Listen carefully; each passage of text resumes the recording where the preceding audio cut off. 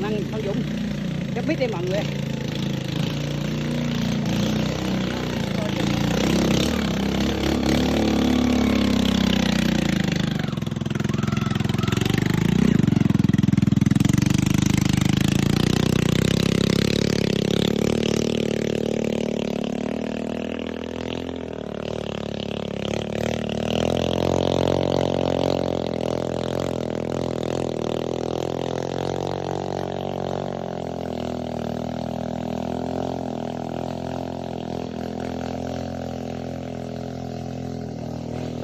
Anh em chúng tôi bên đây tổ chức đi cung Tài Năng Phan Dũng, nhưng mà đến trạm Vũ Lâm á là đâm thẳng xuống Thác Gia Liên mọi người.